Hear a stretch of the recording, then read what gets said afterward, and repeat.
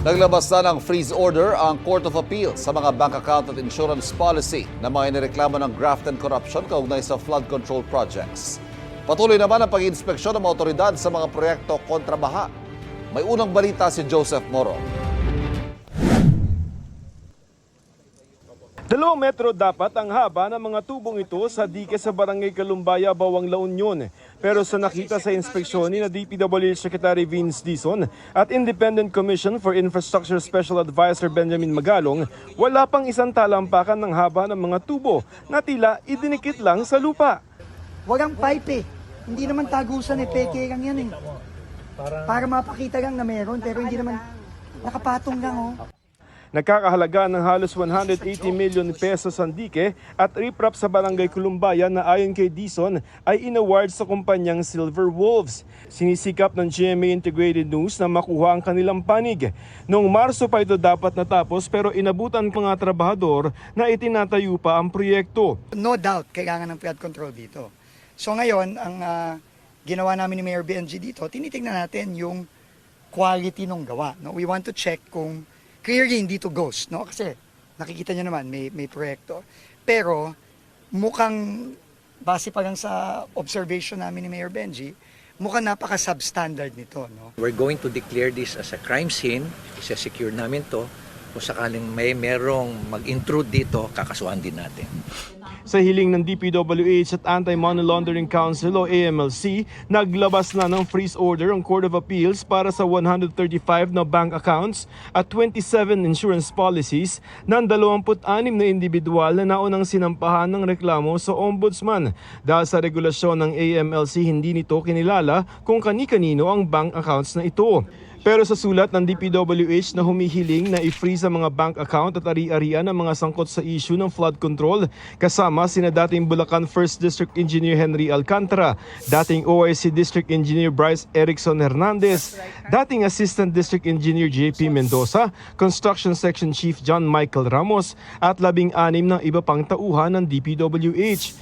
Gayon din ang mag-asawang si Sara Rowena Discaya at Pacifico Discaya II at Maria Roma ng St. Timothy Construction Corporation, Mark Alan Arevalo ng Wawaw Builders, Sally Santos ng Sims Construction Trading at Robert Imperio ng IM Construction Corporation. They will not allow the movement, transfer, deposit, withdrawal, and any or closing of these bank accounts that are covered by the freeze order. Meaning po, hindi talaga pwede na siyang galawin. Sa ilalim ng freeze order din, kailangang i-report ng mga bangko ang laman ng mga bank account. May isang araw ang mga bangko para i-report sa AMLC kung magkano ang laman ng mga ito.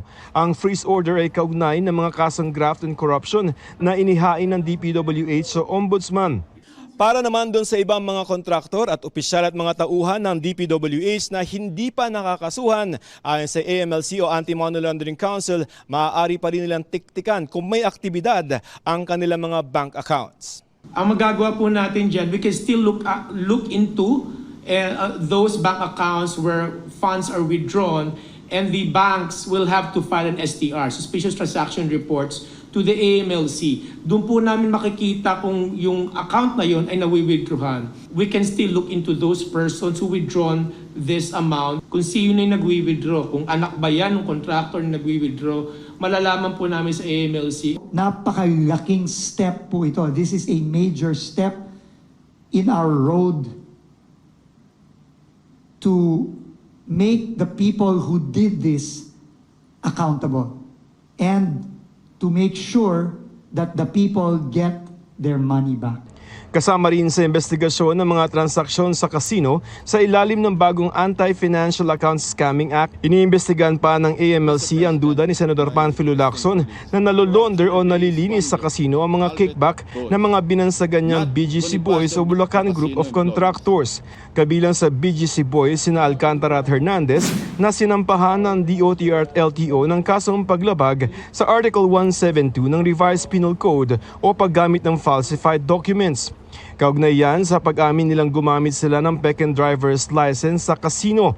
Bukod kina Alcantara at Hernandez, sasampahan din ng reklamo ang iba pang binansagang BGC Boys. Ang pagkakaalam ko po, tinatapos na po. Bukas umakalawa, magsasampa rin po ang kaso ang LTO at DOTR. Iniimbestigahan na rin kung bigay nga ng kasino ang mga peking lisensya dahil pati nagbigay ay maaaring ireklamo. Sinusubukan pa ng GMA Integrated News na hinga ng pahayag si Alcantara. Sabi naman ng abogado ni Hernandez, di pa nila natatanggap ang kopya ng reklamo. Ito ang unang balita. Joseph Morong para sa GMA Integrated News. Kapuso, huwag magpapahuli sa latest news and updates. Mag-iuna ka sa balita at mag-subscribe sa YouTube channel ng GMA Integrated News.